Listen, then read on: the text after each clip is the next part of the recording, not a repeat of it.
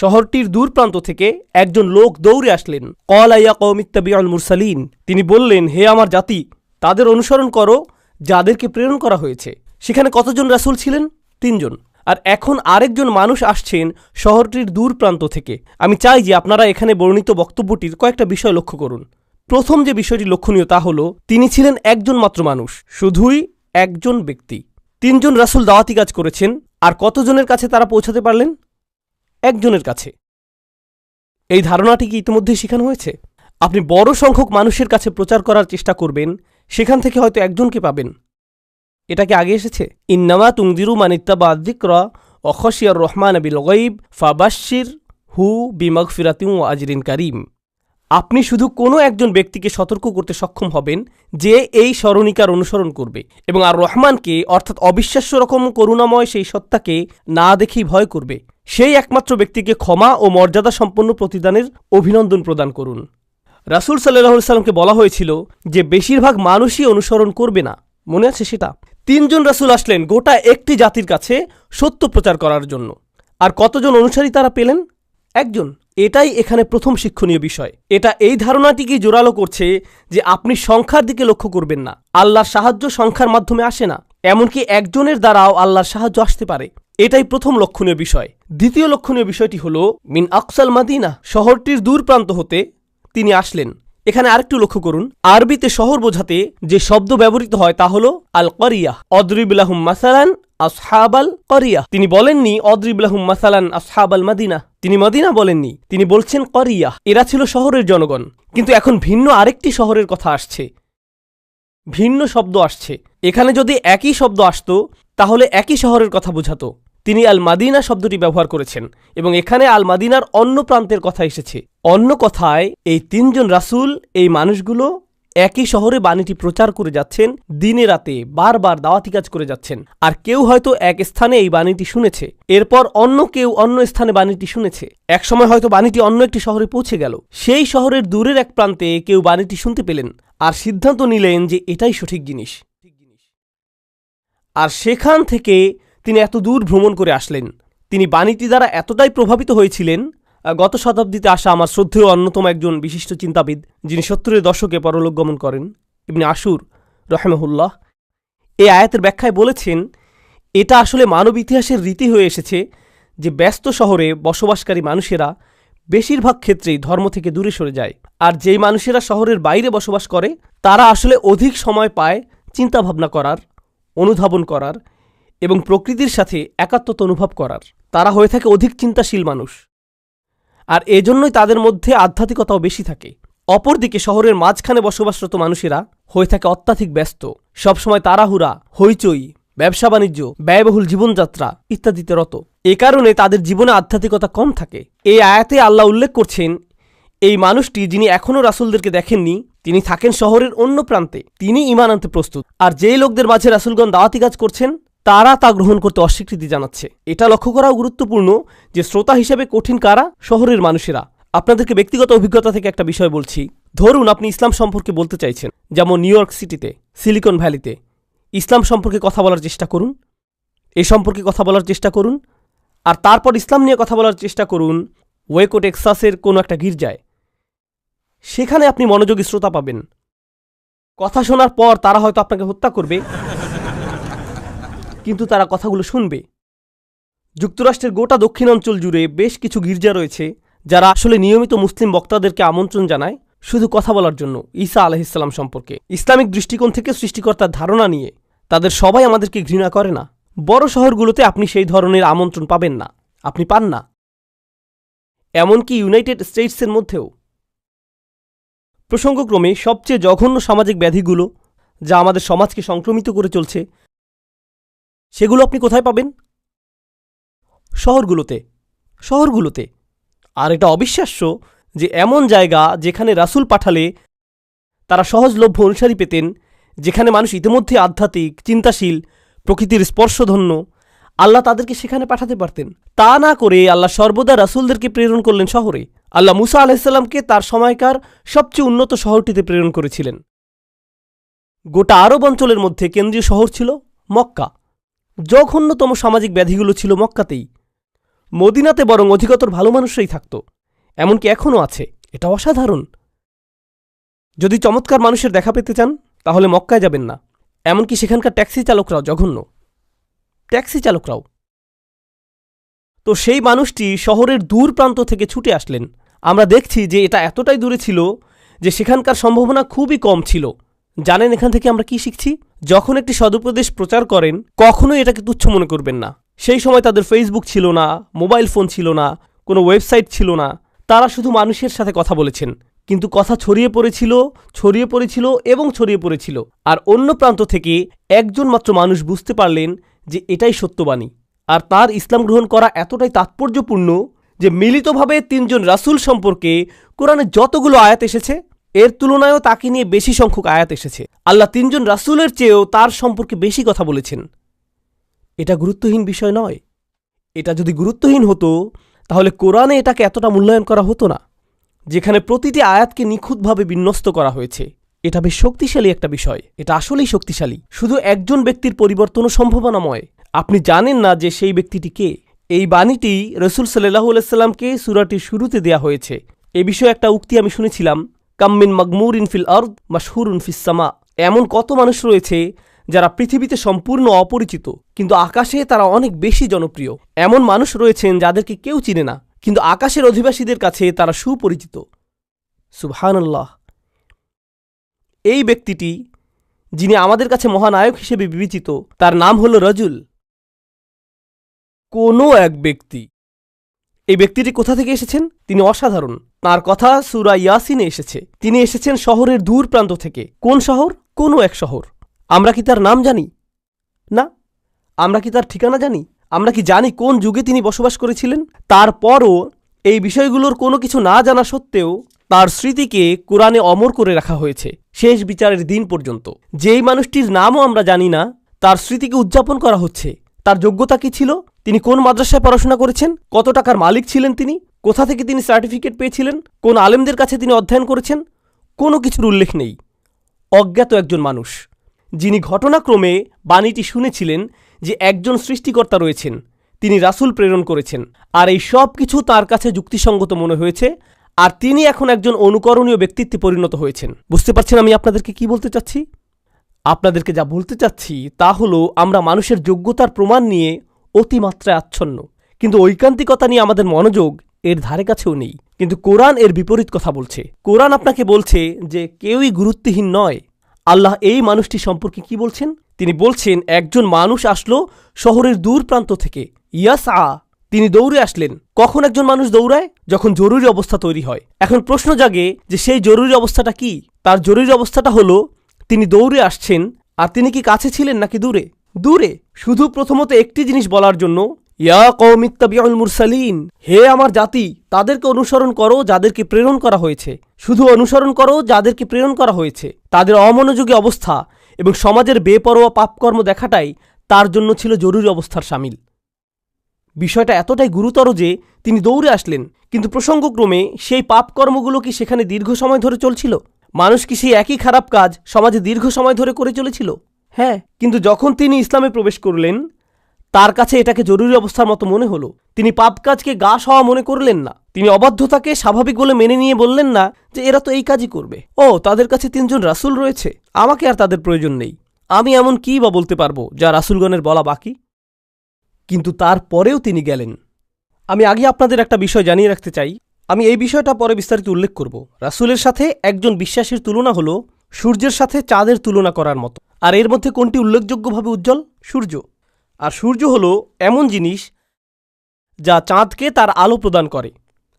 একজন ইমানদারের ইমান উজ্জ্বল হয়ে ওঠে কার অনুপ্রেরণা পাওয়ার কারণে? একজন রাসূলের। সূর্যের বিভিন্ন পর্যায় থাকে না। সূর্য হলো ধ্রুবক, কিন্তু চাঁদের কি রয়েছে? বিভিন্ন পর্যায়। তেমনি রাসূলগণ হলেন ধ্রুবক, কিন্তু ইমানদারগণের রয়েছে বিভিন্ন পর্যায়।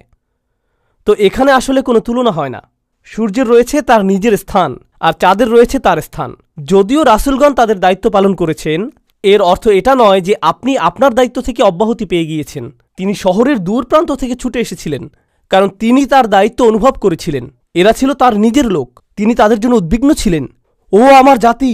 তিনি বলেননি, ইয়া আইয়ুহাল কুফফার ইত্তাবিউল মুরসালিন, হে কাফেরের দল, রাসূলের অনুসরণ করো। হে কাফের অমুসলিমের দল।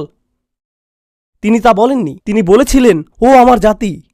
কোরআন আপনাদের বলছে যে যখন মানুষ রাসূলকে উপহাস করে, তারা কি রাসূলদের উপহাস করেছিল?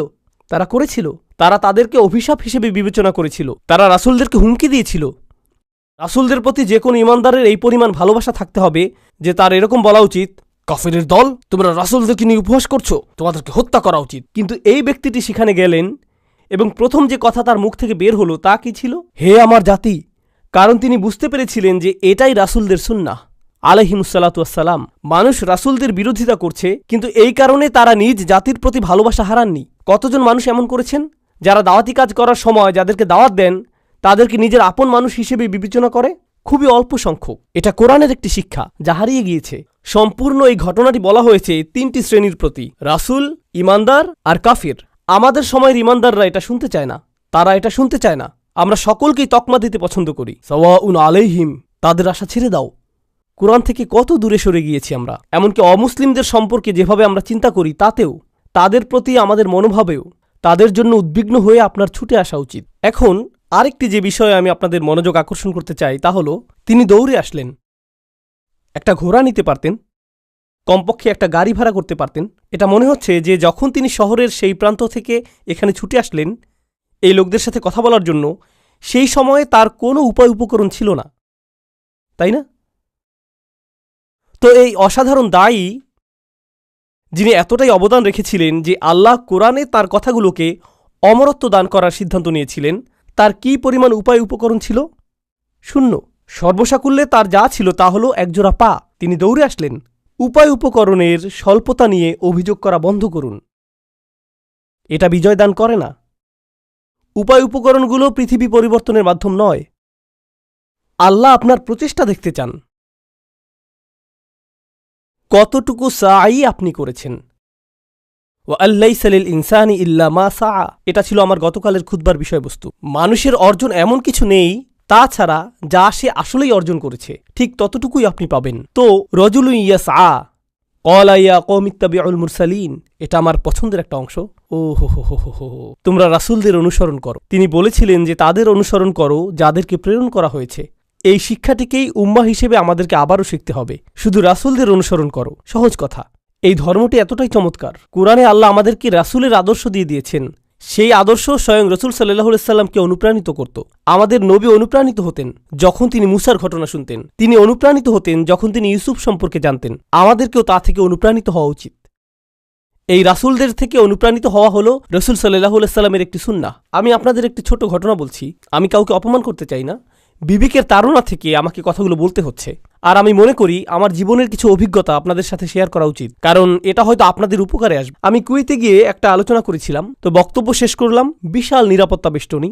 সেখানে আপনি মানুষের সাথে সরাসরি কথা বলতে পারবেন না, তারা মানুষের সাথে সরাসরি কথা বলতে দিবে না। তো আমি মসজিদের অন্য পাশ দিয়ে বেরিয়ে গেলাম এবং রাস্তায় থাকা মানুষের সাথে কথা বললাম। তখন এক নারী আমার কাছে আসলেন এবং বললেন, ভাই, মানুষকে আপনার এটা শেখানো উচিত। তার হাতে একটা বই ধরা ছিল। মানুষকে আপনার বলা উচিত যে তাদের সঠিক আকীদা শেখা প্রয়োজন, আর এটা হলো সঠিক আকীদার বই, যাতে মানুষের মনে উলুহিয়াত, রুবুবিয়াত এবং আসমা ও সিফাত সম্পর্কে সঠিক ধারণা থাকে। আমি বললাম, ধন্যবাদ।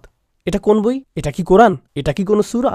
না না না, এই বইটিতে রয়েছে এই এই অধ্যায় এবং এই বিপদগামিতা, যাতে মানুষ লিপ্ত হতে পারে, যে বিষয়গুলো শিরক হিসেবে বিবেচিত। এই বইটি মানুষকে এই ধরনের ভুল করা থেকে রক্ষা করে। আমি বললাম, এটা আসলেই জটিলতাপূর্ণ। আমি শুধু ইসলাম সম্পর্কে অধ্যয়ন করার চেষ্টা করছি। এটা দেখে তো আমিও আতঙ্কিত বোধ করছি। আমার মনে হচ্ছে যে আমিও হয়তো মুশরিক হয়ে গেছি। তিনি বললেন, নোমান ভাই, এটা আসলেই গুরুত্বপূর্ণ। আপনি এগুলো জানেন না? আমি বললাম, না, আমি এগুলো জানি না। আপনি কি এগুলো জানতে চান না? আমি বললাম, না, আমি জানতেও চাই না। কিন্তু আপনি কি সঠিক আকীদার অধিকারী হতে চান না? আমি বললাম, হ্যাঁ, আমি চাই। সম্ভবত আমার খুঁজে বের করতে হবে যে কোরআনে আল্লাহ কোথায় আকীদার কথা বলেছেন। আমাকে আকীদার আয়াত খুঁজে বের করতে হবে। কিন্তু এরকম কোনো আয়াত নেই, কারণ আকীদা শব্দটাই কোরআনে আসেনি। এই শব্দটা যদি এতটাই গুরুত্বপূর্ণ হতো তাহলে এটা কোরআনে থাকতো। তো আমার কিছু বিপদগামী ধারণা রয়েছে, আমি আপনাদের বলছি। ধারণাটা আসলেই অদ্ভুত। আমি মনে করি যে আল্লাহ যে জিনিসগুলো নিয়ে কথা বলেছেন সেগুলো আরও বেশি গুরুত্বপূর্ণ। আমি জানি এটা ধর্মদ্রোহিতাপূর্ণ। আমার এরকমের আরও ধারণা রয়েছে। আমি মনে করি যে রাসূলরা হলেন সর্বশ্রেষ্ঠ শিক্ষক। এটা শুনতে অদ্ভুত শোনায়, আমি জানি ধারণাটা আসলেই অস্বাভাবিক। আমি মনে করি আকিদা শব্দটি কোরআনে ব্যবহৃত হয়নি, বরং কোরআনে কোন শব্দটি ব্যবহৃত হয়েছে? ঈমান। কেউ ভালো ঈমান শিখায়নি ইব্রাহিম আলাইহিসসালাম, মুসা আলাইহিসসালাম, ঈসা আলাইহিসসালামের চেয়ে। আমি মনে করি ঈমান শেখানোর ক্ষেত্রে তারা যে কোনো আলেমের চেয়ে উত্তম। আমি মনে করি আলেমদের কাছ থেকে কিছু শেখার আগে মানুষের কার কাছ থেকে শেখা উচিত? রাসূলদের থেকে। হে আমার জাতি, রাসূলদের অনুসরণ করো যাদেরকে প্রেরণ করা হয়েছে। আর যখন আমি ইব্রাহিম আলাইহিসসালামকে নিয়ে অধ্যয়ন করি, তিনি শুধু বলেছেন সূর্য স্রষ্টা হতে পারে না, চাঁদ স্রষ্টা হতে পারে না, তারকা স্রষ্টা হতে পারে না, আমি আমার মুখ ফিরিয়ে নিলাম এমন সত্তার দিকে যিনি সকল কিছু সৃষ্টি করেছেন। এটা ততটা জটিল মনে হয় না? আপনি আমাকে যা বললেন সেই বইটির বিভাগ, উপবিভাগগুলো সম্পর্কে, সেগুলো আসলেই কঠিন। আমি এটাও মনে করি যে কোরআনের চেয়ে উত্তম কোনো গ্রন্থ হতে পারে না।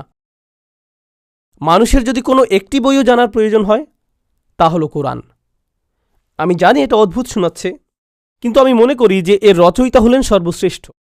আর এই গ্রন্থে যখন তিনি আপনাকে ঈমান শিক্ষা দিয়েছেন, তিনি দার্শনিক যুক্তি টেনে আনেননি, তিনি জটিল রূপকতার আশ্রয় নেননি, তিনি বিপদগামী ধারণাগুলো তালিকাভুক্ত করেননি। এগুলোর কোনোটাই তার কাছে গুরুত্বপূর্ণ নয়। তিনি শুধু সোজাসাপটা উক্তি করেছেন, যা একজন কবি বুঝতে পারবে, যা একজন দার্শনিক বুঝতে পারে, যা একজন কৃষক বুঝতে পারে, যা একজন কম্পিউটার প্রোগ্রামার বুঝতে পারে, যা আমিও বুঝতে পারি। এটা সহজ, যা যে কোনো মানুষ বুঝতে পারে। কেন আমাদেরকে এই পরিভাষাগুলো জটিলতাপূর্ণ করতে হবে? কেন আমাদেরকে এই আলোচনাকে জটিলতাপূর্ণ করতে হবে? যখন আল্লাহর রসুলদের, তাদের সকলেরই অন্যতম মহান এক সুন্নাহ ছিল, তাদের অন্যতম একটি আদর্শ ছিল আল বালাগুল মুবিন। তারা এমনভাবে বাণীটি প্রচার করতেন যা আপনার হৃদয়ে প্রবেশ করে, আর তারা মিথ্যা থেকে সত্যকে পৃথক করতেন। এটা সরল, এটা জটিল নয়। আমরাই জটিল করেছি, তাই না? আমরা ইসলাম সম্পর্কিত আলোচনাকে পরিণত করেছি মানুষের দ্বারা রচিত বইয়ের আলোচনায়। সেই বইগুলোই হয়ে গেছে ইসলাম। আর একমাত্র কিতাব যেটা এখন আর মনোযোগ আকর্ষণ করে না, তা কোনটা? কোরআন। এটা এক প্রকার ট্র্যাজেডি। আমি বলছি না যে সেই বইগুলো গুরুত্বহীন, কিন্তু মৌলিক এবং সহায়কের মধ্যে একটা পার্থক্য রয়েছে, বুঝতে পারছেন? শয়তান এটা করেছে, সে এটা বেশ ভালোভাবেই করেছে। আমি তোমার কাজে বেশ চমৎকৃত, শয়তান। জানেন সে কি করেছে? সেই বইগুলো তোমাদের পড়া উচিত। আল্লাহর কিতাব হলো আলেমদের জন্য। আলেমদের লেখা বইগুলো অধ্যয়ন করো, কিন্তু আল্লাহর পাঠানো কিতাব পাঠ করো না। কারণ যখন এটা বলা হচ্ছে হুদাল্লিন নাস, এর দ্বারা আসলে বোঝানো হয়েছে হুদাল্লিল উলামা। কারণ এটা জটিল, কোরআন খুবই জটিল। আরে ভাই, আইয়ুহাল ইনসান, হে আল্লাহর বান্দা, কোরআন আপনার কাছে জটিল?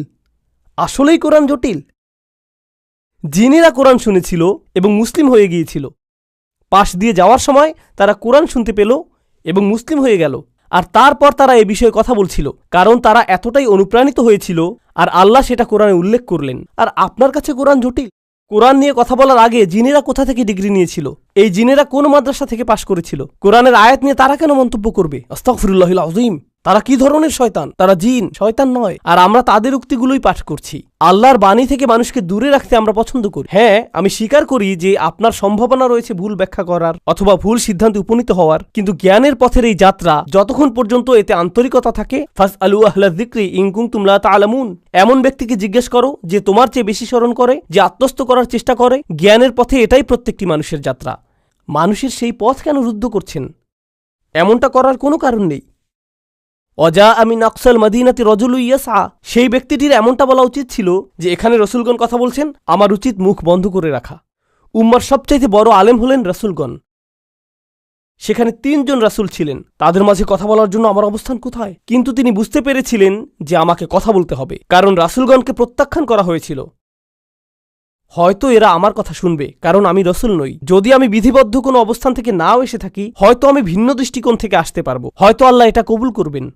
অন্য যে বিষয়টি আমি এই আয়াতটির বিষয়ে পছন্দ করি তা হলো, এই ব্যক্তিটি বললেন রাসূলদের অনুসরণ করো, অথবা তাদের অনুসরণ করো যাদেরকে প্রেরণ করা হয়েছে।